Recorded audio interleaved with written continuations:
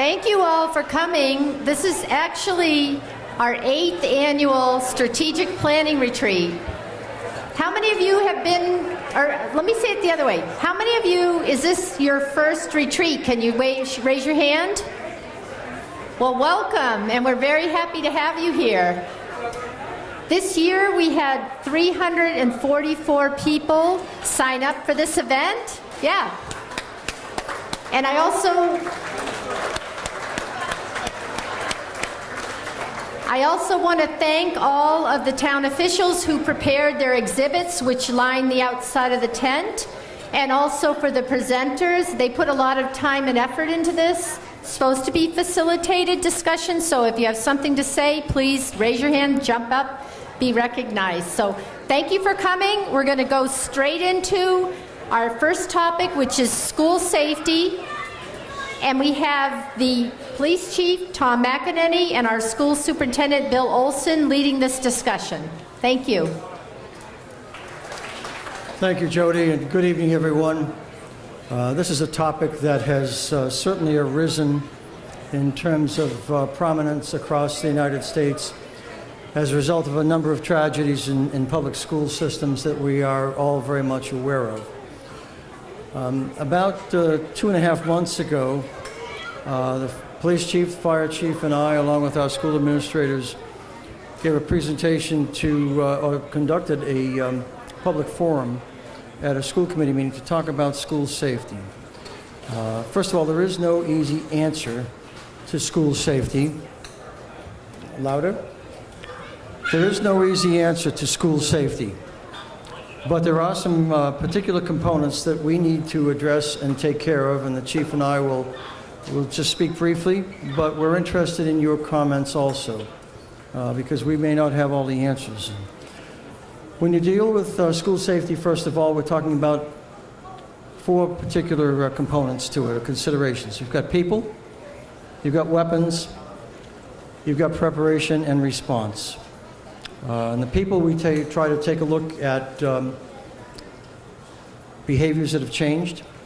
How does a child look in terms of his physical appearance, his dress, his behavior, his demeanor, the groups of friends that he or she associates with, the social media presence, what types of self-injurious behavior that they might be engaged in. There are about 30, 40 at least symptoms that we look for in children, and we ask our school administrators and our teachers to stay connected with them at all times.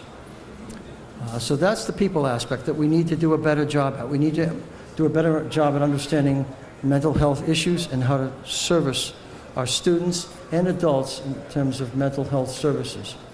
The weapons, I don't have a good answer for you. That's something that's going to have to be addressed through the legislative process, both the state level and federal level, but that's something we're always taking a look at in terms of how do we combat that in public schools. In terms of preparation, we've hardened our buildings to a certain extent, to as much as we have been able to at this point in time, but we know we need to do more, and we will do more. We're interested in your suggestions. And in terms of response, we heard clearly at town meeting growing interest in terms of more school resource officers to man our schools at all levels. And we did a survey of our staff in terms of priorities. I want to turn it over to Chief McEnany for a minute in terms of his perspective. And I will say this to you that, you know, the law only requires that the police chief and the fire chief meet with the school superintendent once a year at the beginning of the school year. I will say to you that Chief McEnany and Chief Targ have met with all of us in the school system, with our administrative team and myself, probably 7 or 8 times this year. And we are constantly reviewing school safety procedures. So, Chief, I'm going to turn it over to you for comments, and then we'll open it up to questions. Okay, thanks, Bill. This is a very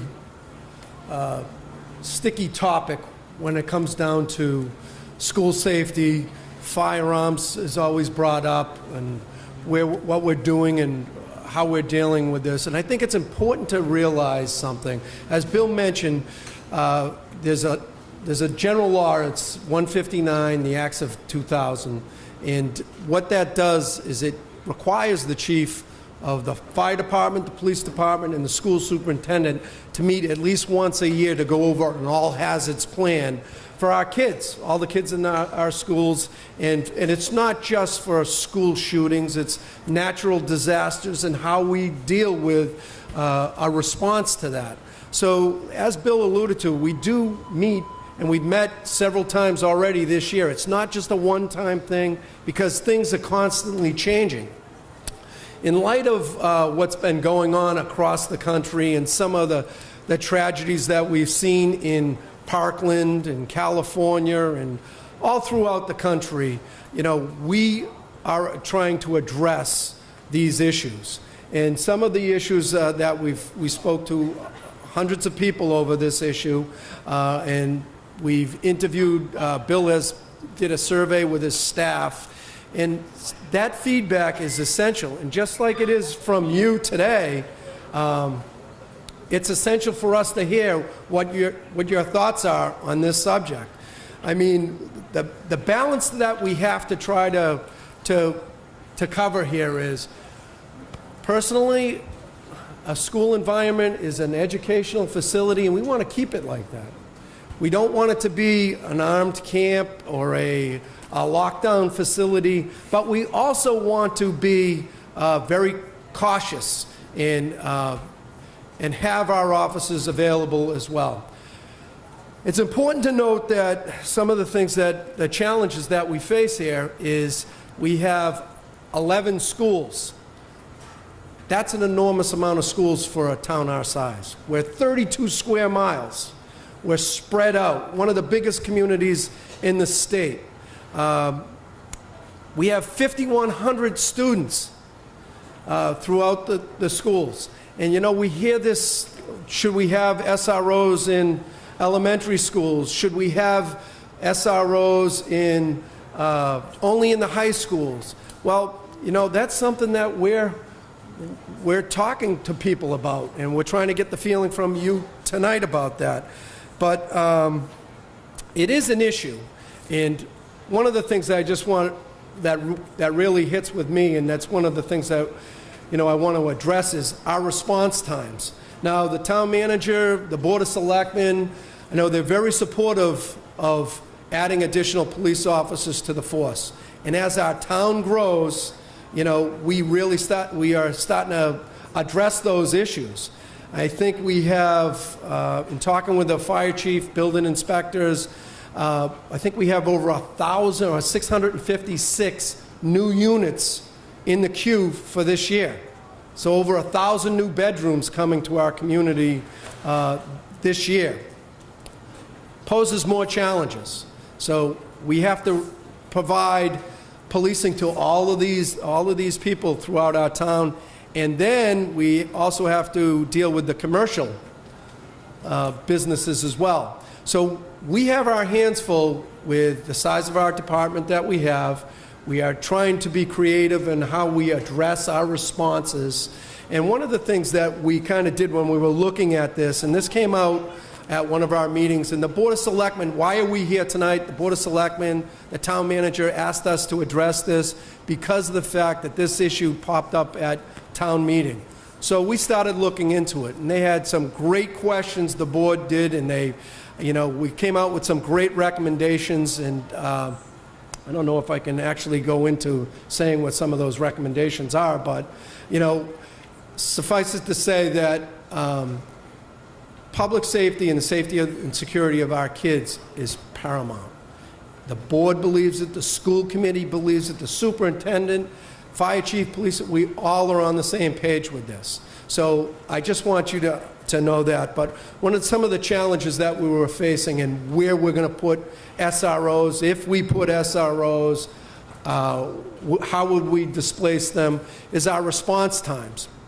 Our response times, we measure our response times, and we kind of categorize them as a Code 3 response as our highest level response.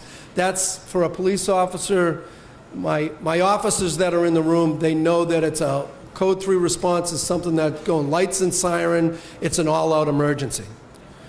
Because of the size of our town, the area in our town, the congestion that we deal with during our commuter hours, it gets challenging to get to locations. So what we did was we looked at our response times for our Code 3 responses.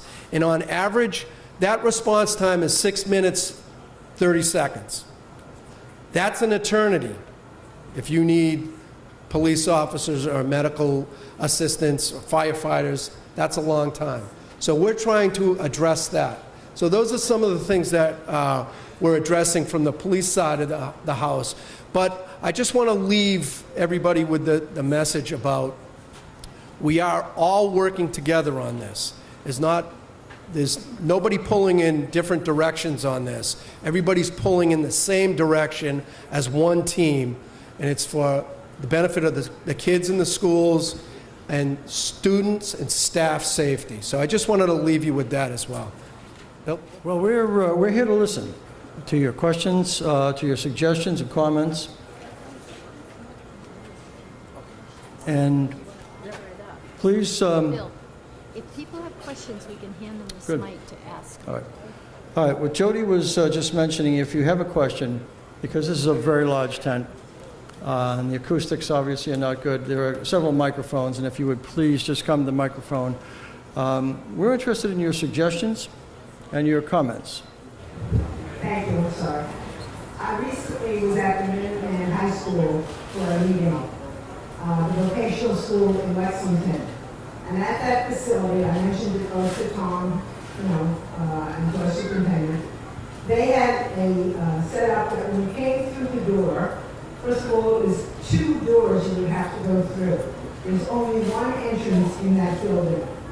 You give your license to the person who is at the window, who then scans it so that if you are in the system anywhere that is relatively, I guess, recent, I'm not sure how that works, you would show up as a problem. Then gives you a badge that changes color if you're in the building more than 2 hours, and has really, I thought, some much tighter controls than we have. And I know it costs money, but our children are worth it. And I think even in 11 schools, we should have one place for people to come in, and we should have something as strict as that.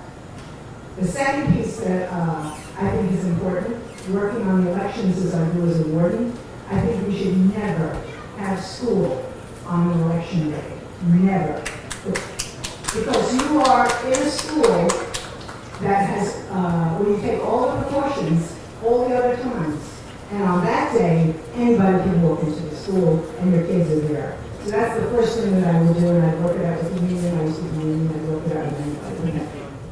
I will accompany her down to the Minuteman Vocational and Technical School to take a look at their security procedures. Some of the regional vocational and technical high schools have been able to garner a considerable amount of state aid, specifically for technology, whether it be instructional or administrative applications. And they have done a very good job in hardening their facility. I want to ask if the school committee members could take notes. I had a notepad here, but it's okay, terrific. Other questions or comments? Preparation is we run all of the staff and the students at least a couple times a year through the ALICE program.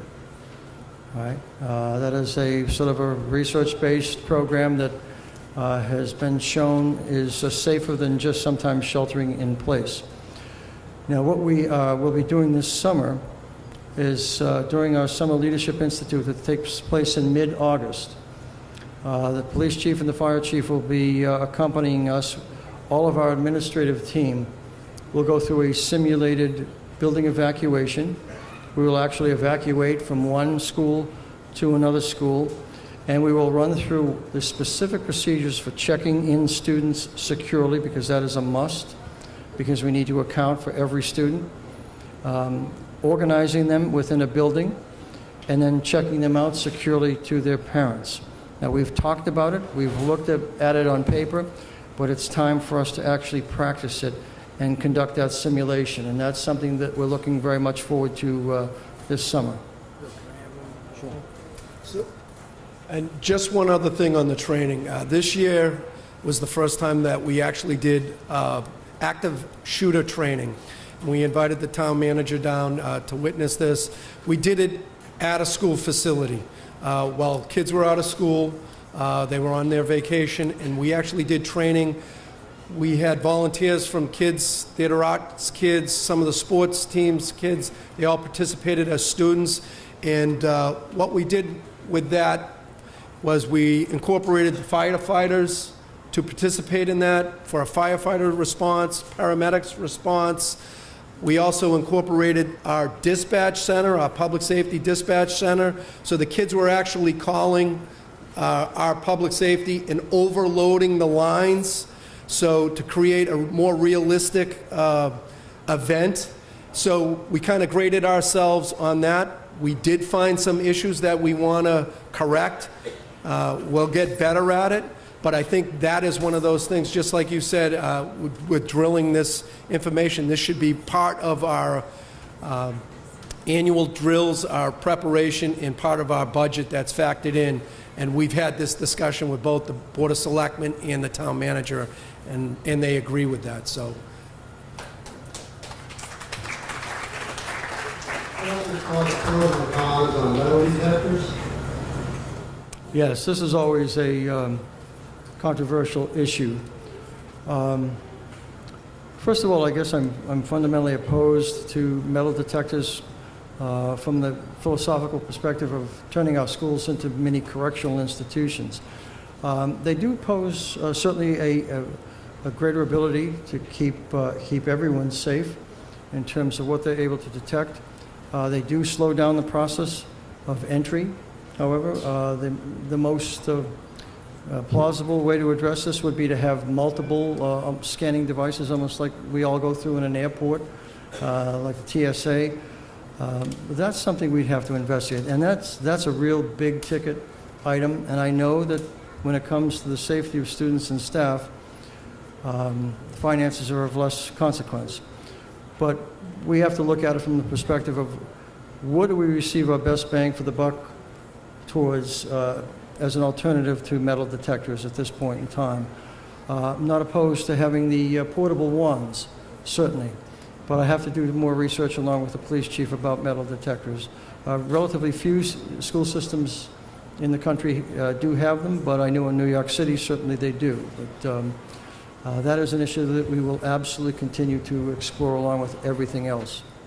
I'd just like to add one of the things that the Board of Selectmen and the school committee, me, the superintendent, and the other public safety, we really want to look at prevention, and we do believe mental health is an issue that we need to address. So we are going to start seeking outside assistance to help us understand the mental health aspect of this, and also outside assistance to show us what we're doing well or what we need to do better in terms of our school safety. So we have like 2 more minutes here. If anybody else has a question, please raise your hand or come up to the mic.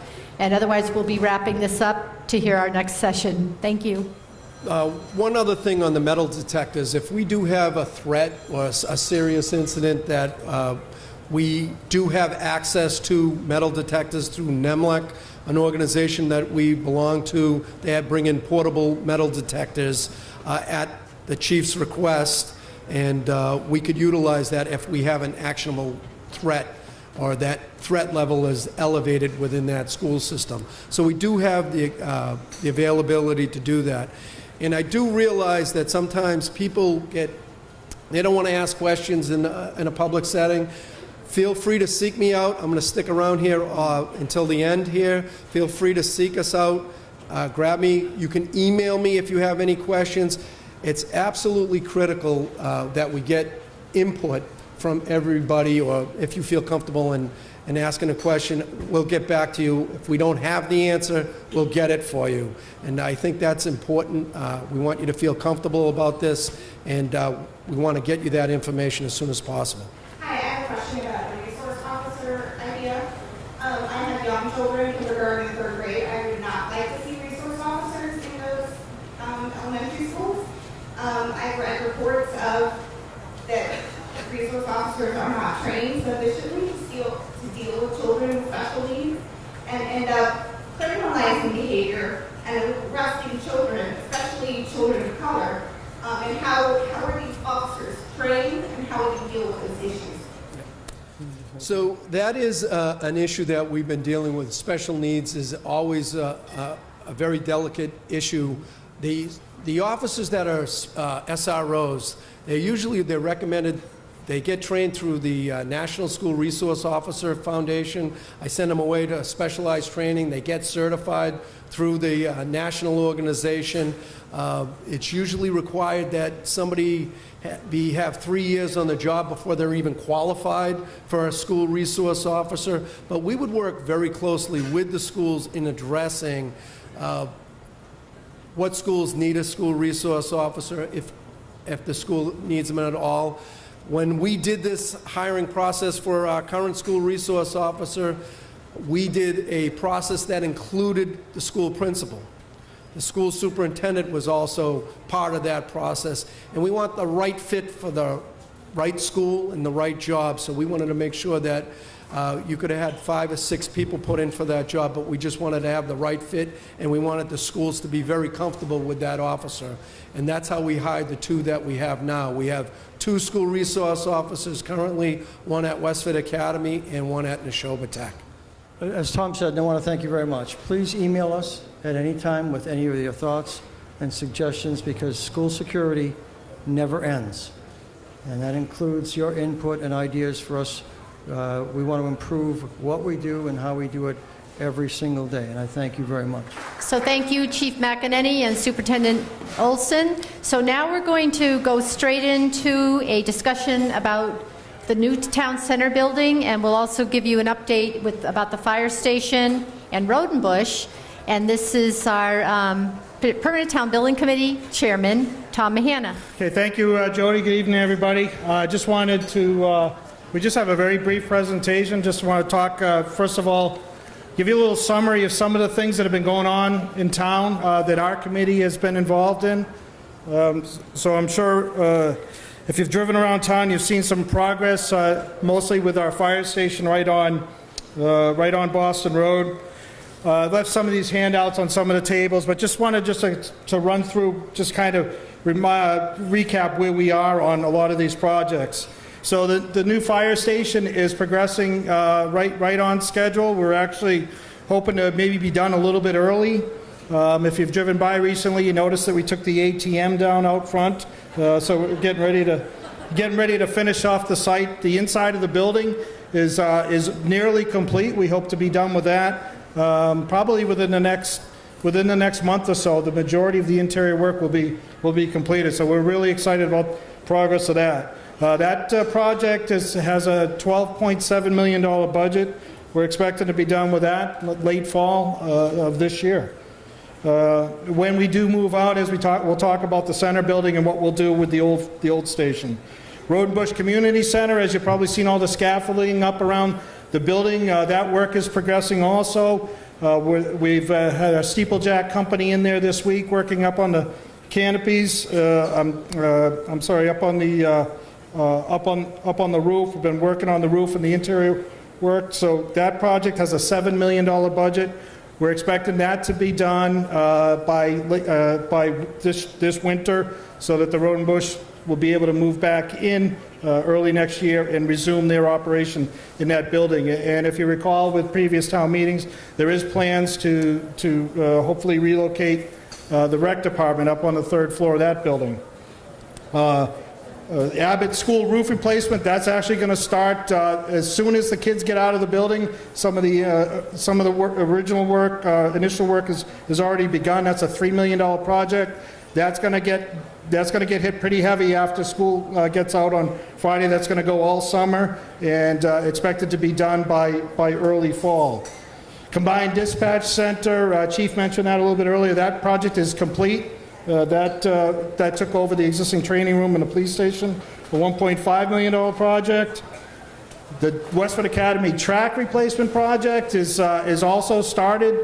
We started a little bit earlier before school got out. That has a $700,000 budget, and that will be done this summer also. That will be done before school resumes in the fall. And our new center building project, at town meeting in March, we voted $320,000 to proceed with the design of that building. I'll talk about that a little bit later. But just in general, that's $25.3 million worth of projects that our committee has been managing over the last couple of years. We certainly appreciate all the town's support, financial support for these projects, and we're excited about seeing these things come complete. So I'd like to now introduce Dan O'Donnell, our finance director. He's going to tell you how we're going to pay for all of this. And paying for these is always the biggest question. So I'm going to give you a brief update. We have this handout that's on each of your tables. It's the one with color. Can everybody hear me? Is that clear enough? All right. So I want to start off with the fire department. So we've already borrowed $10 million of the 11.7 that was authorized, and we got a very favorable interest rate. At a town meeting, we were predicting a 4%, and we came in at 2.54. So that's savings for the entire community right there.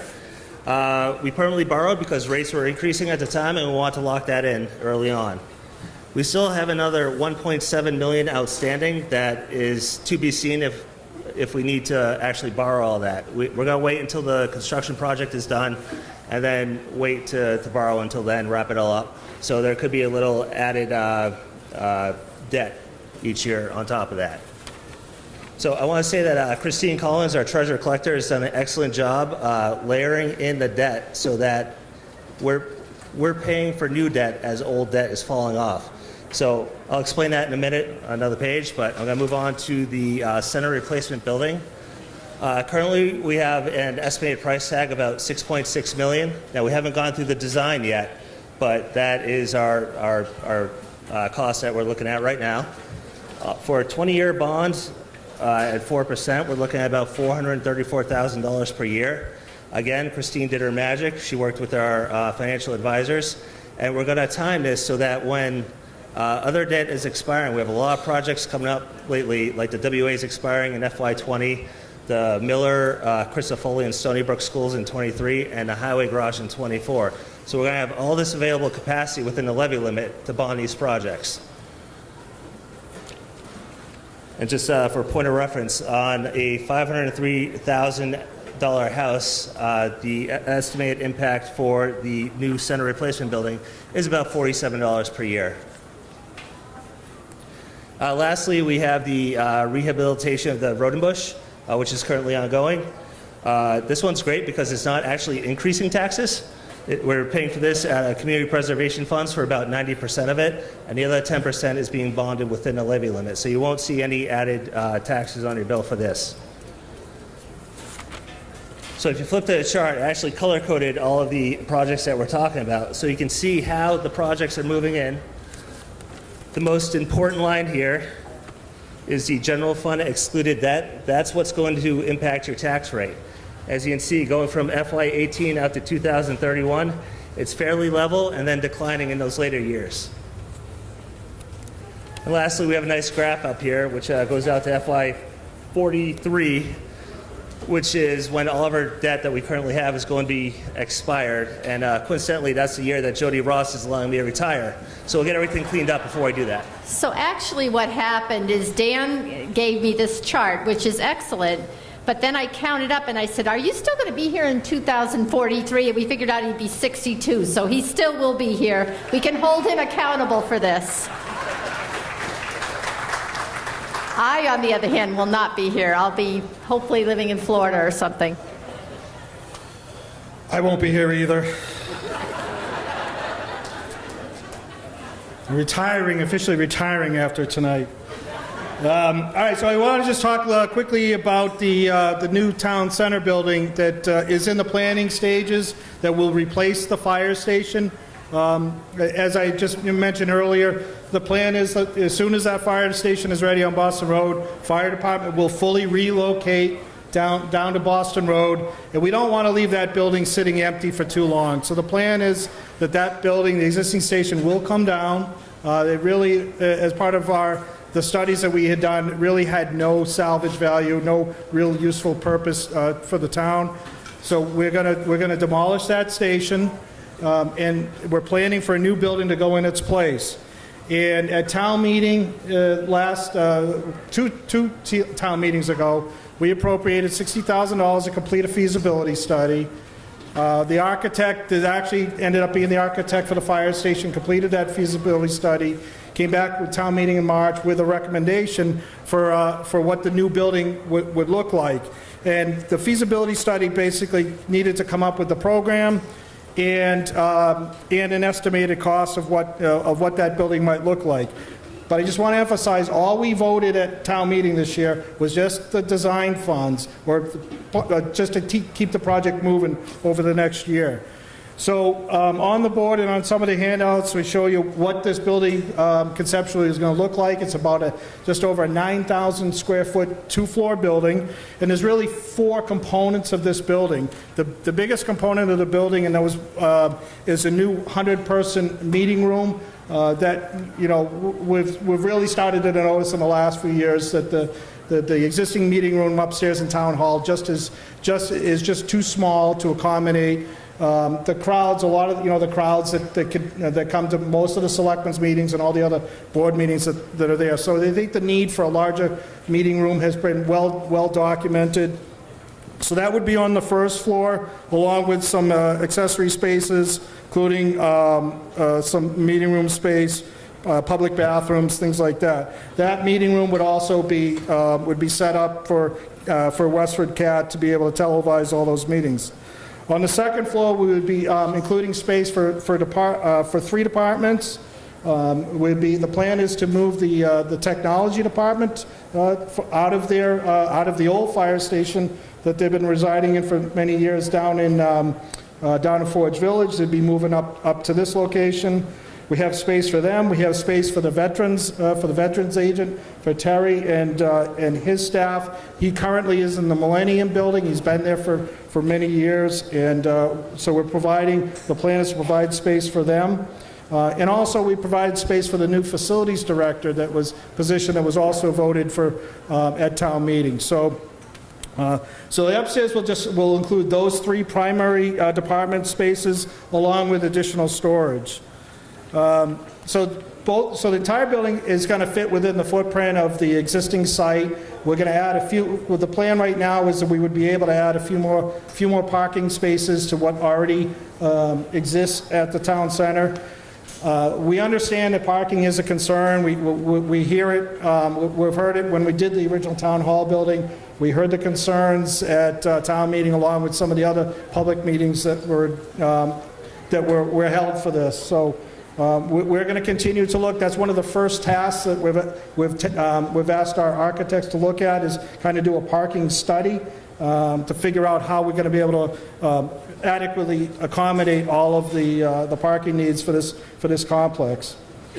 One of the things I did want to point out that 2 years ago at this retreat, we kind of held like a brainstorming session for some of the breakout groups before we'd even started this planning process.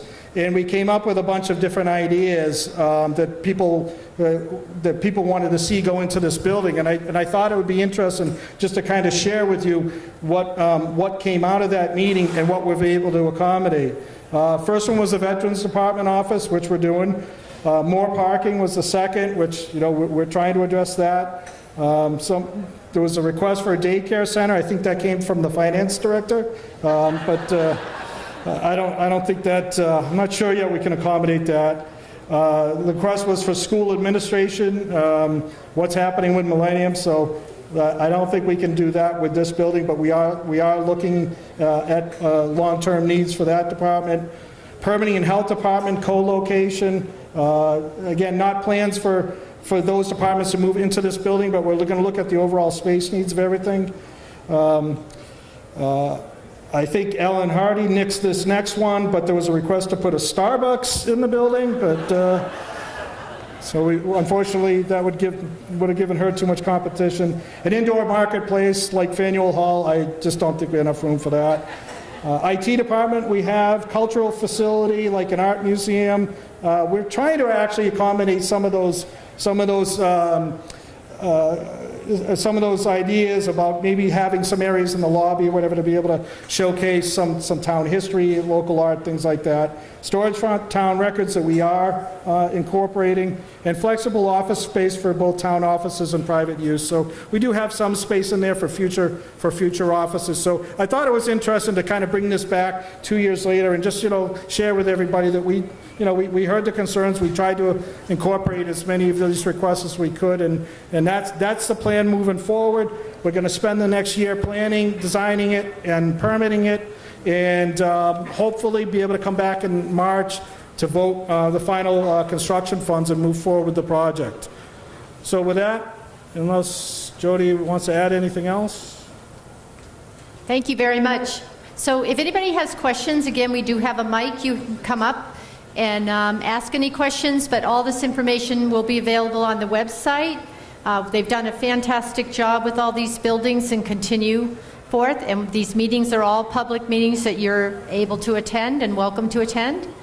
So if we don't have any questions, we've got a little bit of, do we have a question? We got a question. So while I'm waiting for John to get to the mic, so around 6:35, the grills will open. There'll be a grill over here and over here. Get in line, get your dinner, sit down and eat. The ice cream bar will open after that.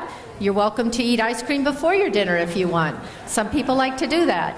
And then please spend the rest of the time going around and visiting the exhibits around the perimeter. And a lot of people put a lot of effort into that. So we're here to enjoy each other, to get to know each other tonight. So anyway, with that, John's got a question. I have a couple of questions. If you go to need for space for town, the need for space for town functions, you said that there's some that you're looking for the future. I like this new building. The layout is fine. I know the IT department deserves a better home. But then you're talking about adding into the schools, talk about the recreation department. Those needs are laying out there, needs space, but we're renting space for the rec department right now. My question is this, what are we looking for as far as new space for the recreation department and for school admin? Because Millennium's not going to last forever. That was a temporary facility anyway. And I have another part of the question that has to do with the potential for using road bridge for that. Because based on the charts here, we're going to be paying about $500,000 a year for the debt that we're going to take on the road bills. The lease is going to get us about $100,000 a year, so that's $400,000 a year debt. It doesn't seem to make economic sense to me for us to go out building new space for something like the town, about the school admin or recreation department. We've got a perfectly good building there for spending $7 million on that would provide space for that table. So the answer to the question is why, what are our plans for those space requirements past the completion of this town facility here? So I'm going to take that question because the Permanent Town Building Committee builds buildings for us. They don't make those kinds of decisions. The Board of Selectmen do. So actually, I know John has been south for the winter, so you might have missed this, John, but Rodenbush and TRCCI they're negotiating with the town to move the recreation department into Rodenbush on the 3rd floor, and we are currently negotiating the terms of the lease to allow that to happen. So I'm hopeful that we're going to be successful with that, and we will move forward. But the Board of Selectmen did determine they wanted to keep a community center for the town, and so they entered a lease with Rodenbush to do that, with TRCCI. In terms of the school administration, that is something that we are looking at, but that space in the town center is not large enough to hold all the school admin people. So what the town is looking at now is perhaps hoping to maybe buy 63 Main, which is the building right next to Rodenbush, and somehow figuring out how to rehab and add on to move school admin there. That hasn't been decided. It is something that we are looking at. There is one more thing out there, which is the Franco building, which just came up for sale. I think it's $1.5 million.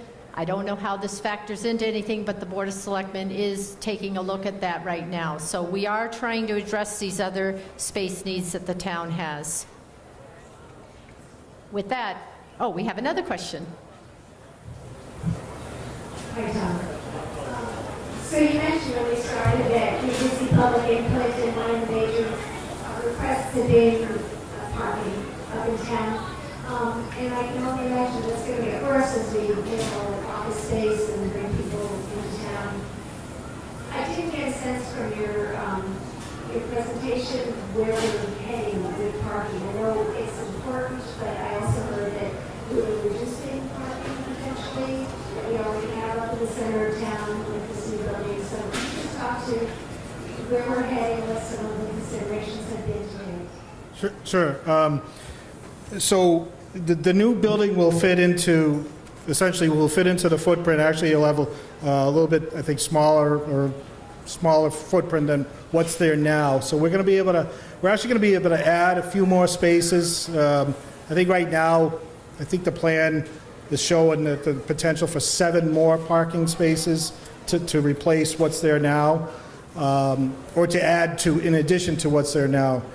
So this first phase of this project will be to look at what we think is going to be a reasonable number of spaces that we're going to need.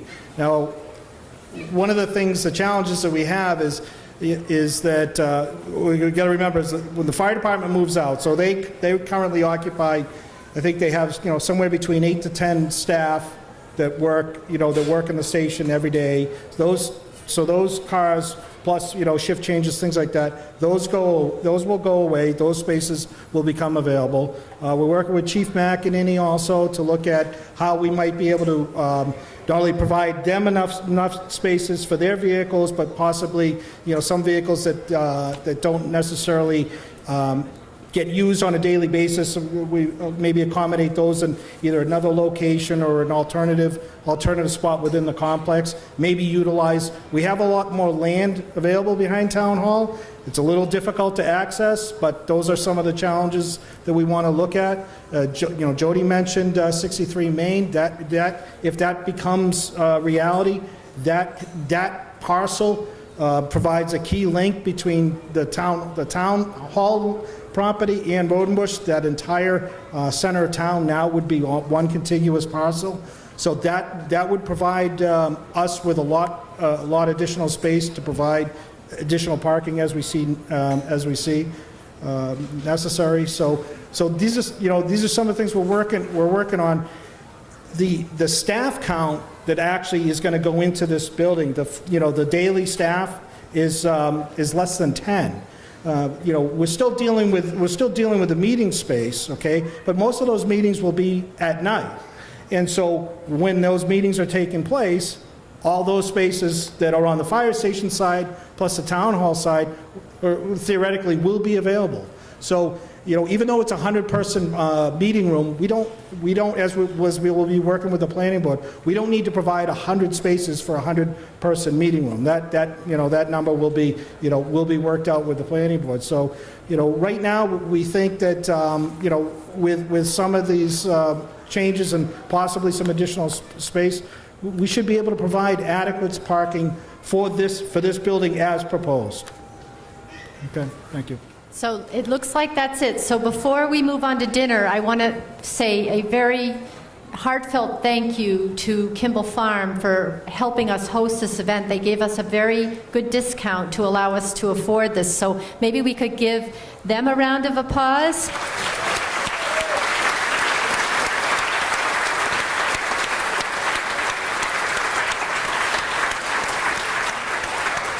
And especially their staff, Danielle, who helped us set this up, and Donna, who oversees, and all the kids that helped put this on. So thank you so much.